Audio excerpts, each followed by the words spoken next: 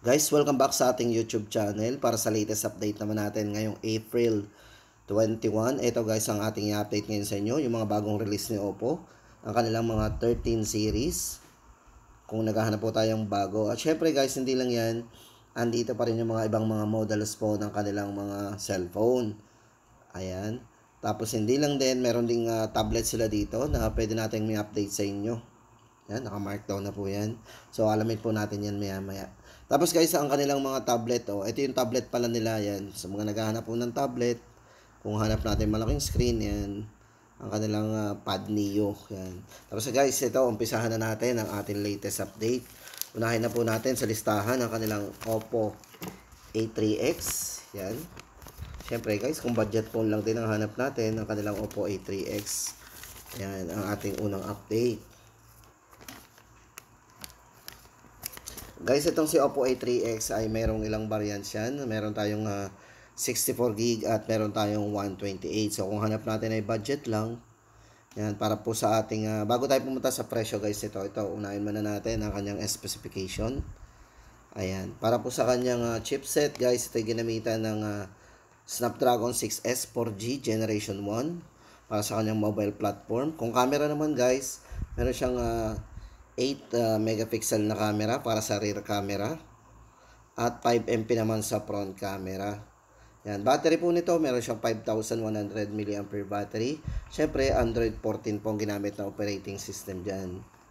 Yan, para po sa latest update natin sa presyo po ng kanilang Oppo A3X, kung budget na hanap natin, ang 64GB po niyan ay 4,699 at 8GB 128 5,999. Ayan guys, ang update natin sa kanilang Oppo A3X. Then next po natin is Oppo A3 naman. For Oppo A3 guys, ito may tatlong variants yan. So meron tayong tatlong variants sa pwedeng pagpilian. At ang good news guys dito, ang iba dito nag-markdown. So ito guys, para sa ating Oppo A3. For Oppo A3 guys, ito size ng screen, ito yung naka 6.7 inches. Yan. So maganda dito guys, yung kanyang screen to body ratio, naka 8.9% yan. Para sa kanyang display, ito ay naka high definition plus, naka 90Hz po yung kanyang screen refresh rate. Yan. 300% volume, napakalakas po ng volume niyan. Sa battery, meron siyang 5,100 mAh battery at naka 45 watts na po yan, fast charging o yung tinatawag lang superbook charge. Yan. Siyempre guys, maganda dyan, kahit mabasa yan, talagang gagana po yung ating dyan, pag nagtatouch yung screen, di ba? Pagdating sa processor, ito pa ginamitan ng Qualcomm Snapdragon 6S 4G Generation 1. Yan, para po sa tatlong variants guys ng kanilang Oppo A3, 8GB RAM 256 po, 9,999, 8GB RAM 128, 8,499 at 6GB RAM 128, 7,999. Then guys, ito naman ang kanilang Oppo Find X8. Kung naghahanap po tayo ng mga flagship phone dito kay Oppo, guys, ang kanilang Oppo Find X8 ay may dalawang variants, isang 256 and 512GB. Guys, maganda dito, ito pag-usapan natin ng mga specification nito, si Find X8. Yan. Guys, ito kung more on camera tayo, tama-tama sa inyo kasi mga cameras po nito, ito ay mayroong 50 megapixel para sa kanyang ultra wide with autofocus, 50MP para sa wide angle at with optical image stabilization po mga camera nito. Yan.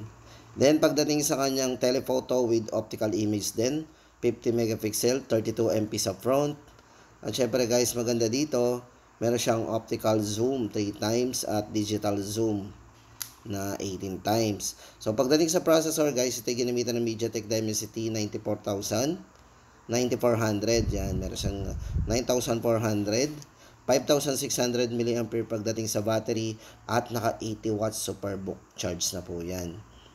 Yan, para po sa dalawang variants po nito guys, 256 po nitong si Find X8 ay 54,999 at kung 512 naman 64,999.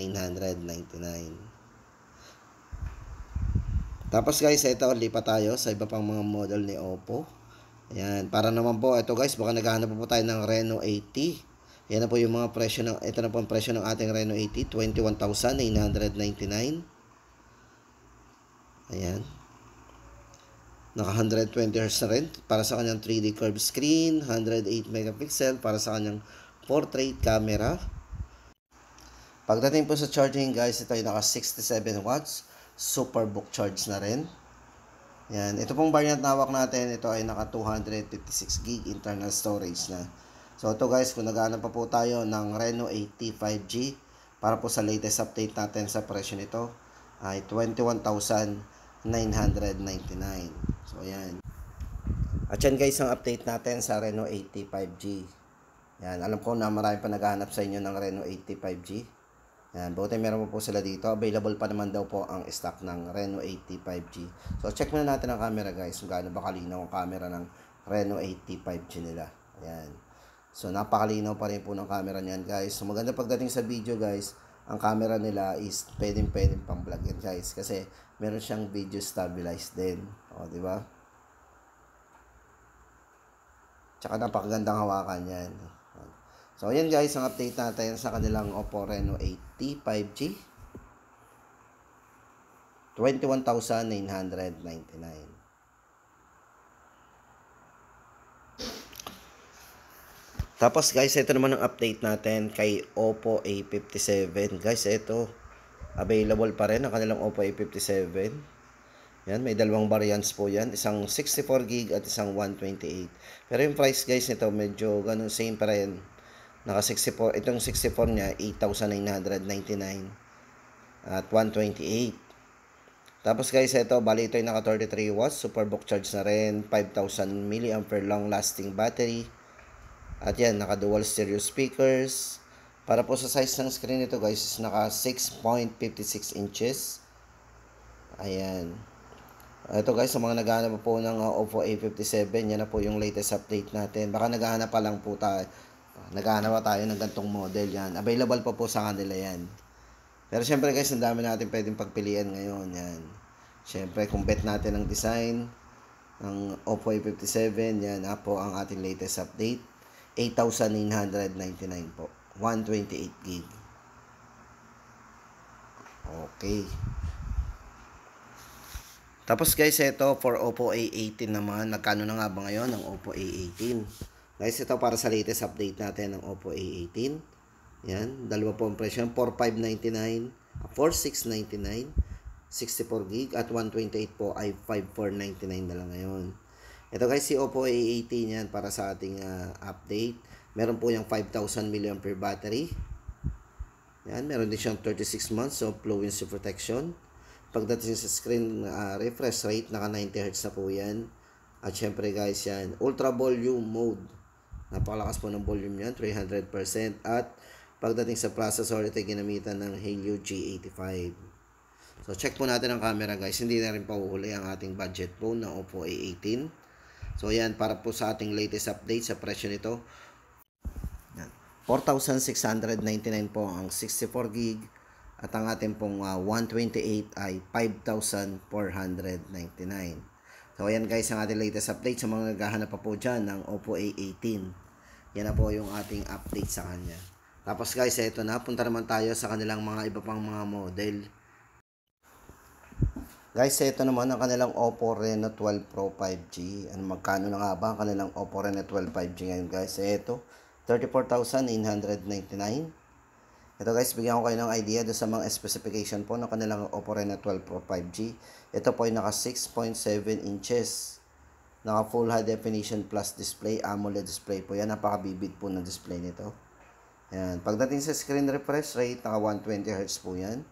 Para sa kanyang maximum refresh rate.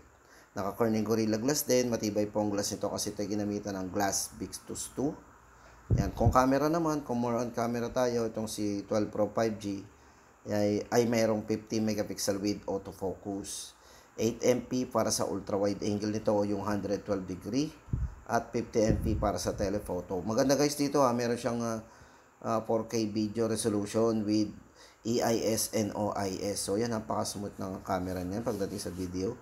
Dimensity 7300 energy platform ang ginamit sa kanya. At ito rin po nag-umpisa, meron na po yung mga AI Portrait at AI Link Boost. Yan. Para po sa presyo guys ng kanilang Oppo Reno 12 Pro 5G, Ito po ay 34,999. Oh, hindi na tayo mabibitin guys. Napakabilis itong mag-charge ng 80 watts din yan. Superbook charge.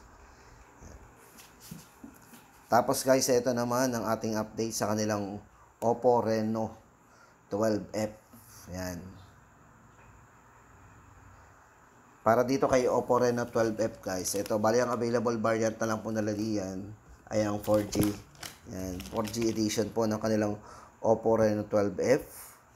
Yan guys, ito para sa kanyang specification.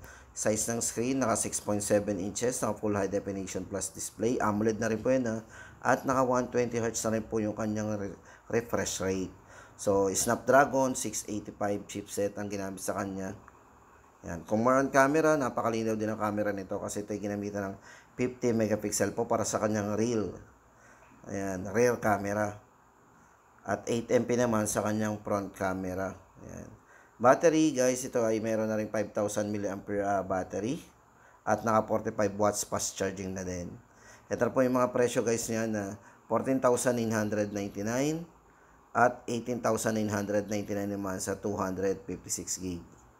Reno 12F. Yan po yung ating latest update. Tapos guys, ito naman kung naghahanap naman tayo ng tablet dito kay Oppo. Andi yan yung kanilang yan, Fad Neo. Yan, para po sa latest update natin sa presyo ng kanilang Oppo Fad Neo. Yan guys, ito medyo malaking screen ito. Ginamitan po ito ng 11.4 inches ang size ng screen yan. At naka 2.4K resolution with iCar display. Volume nito yan, sound by Dolby Atmos. At naka quad speakers na po yan. So maganda dyan. Then pagdating sa charging, ito po ay naka 33 watts fast charge na rin. Yan, para po sa presyo guys ng ating Oppo Fad Neo. Yan, 17,999. O yan guys, sa mga naghahanap ng tablet, yan po yung update natin sa kay Oppo. Oppo Fad Neo. Linaw din ang camera nito guys, oh.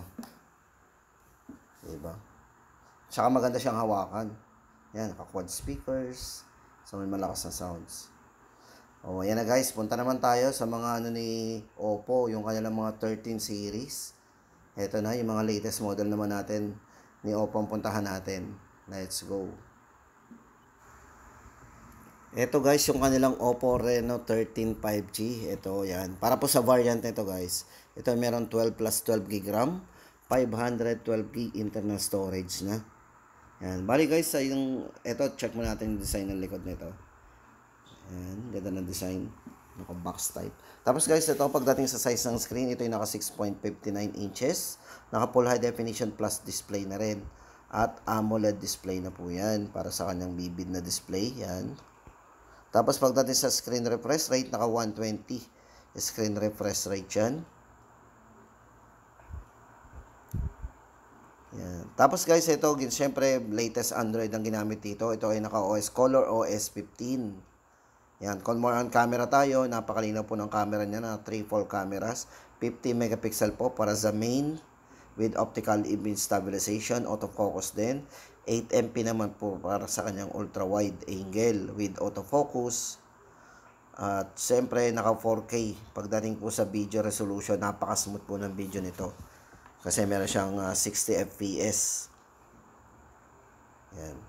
Then, para naman po sa kanyang guys, IP rating, naka IP69 po yan para sa dust and water resistant nito. Yan, napakatibay po niya pagdating sa bagsakan. Yan, ang ating front camera, napakalinaw din. Ito guys, para sa latest price update po natin, 34,999. Oppo 13 5G. Tapos guys, ito, baka naghahanap tayo ng watch dito kay Oppo. Ang kanilang Watch X, yan. Napaka-vivid din po ng display nito. Yan, AMOLED display na rin yan. Baka naghahanap po tayo ng smartwatch. Yan. Para po sa latest update natin sa presyo nito guys.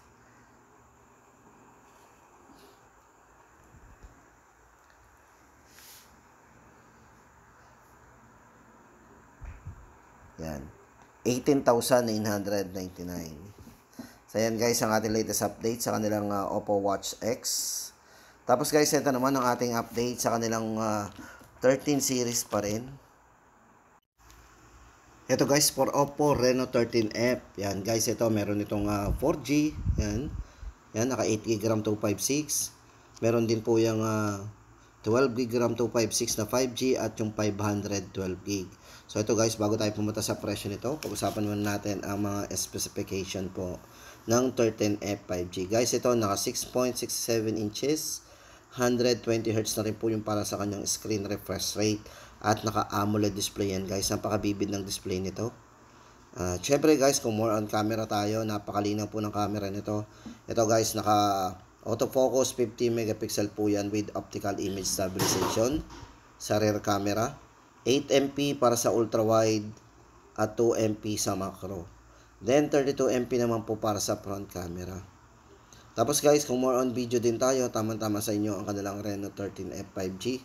Kasi ito ay naka-video 4K resolution with 30 frame per second. 1080p at naka 1080p na rin yan with 60 fps. Pagdating sa processor guys, ito ay ginamitan ng Qualcomm Snapdragon 6 Generation 1. Ayan. At kung battery, napakataas po, 5,800 mAh battery. Para po sa presyo guys nito, ayan, check po natin ang price nito. 8GB RAM 256GB, 17,999. Then 12GB RAM 256 po ay 22,999. At yung kanyang 12GB RAM 512 ay 25,999. Then guys, na naman ang mga bagong release ni Oppo ngayon, ang kanilang Oppo A5 Pro. Guys, ito may tatlong variants ito. Isang 4G na 8GB 128 at 4G na 8256 at yung kanyang 5G naman na 8GB 256. So ito guys, pag-usapan natin ang kanilang Oppo A5 Pro. 6.67 inches po ang size ng LCD screen niya na naka 90Hz refresh rate. Then guys, maganda dito, ginamitan po yan ng IP69, IP68 and IP66 para po sa kanyang heat resistance, hot water resistance. Siyempre, naka high pressure protection din yan. At pagdating guys sa battery, ito ay merong 5,800 mAh large battery. Yan, naka 45 watts Superbook Plus charge na din. Ito guys, ang tatlong presyo ng kanilang Oppo A5 Pro. Yan, sa 4G po na 8128, 10,999. 4G 256, 13,999. At ang 5G po nito na 256 ay 15,999. So ito guys, kung naghahanap tayo ng latest model dito kay Oppo, ito po yung kanilang Oppo A5 Pro. Yan po yung design niya, napakatibay din po niyan. Pagdating sa processor guys, ginamitan ng Qualcomm Snapdragon 6S 4G Generation 1. Yan. Yan na guys ang ating latest update dito kay Oppo. Ngayong April 21, 2025. See you guys sa mga next update natin.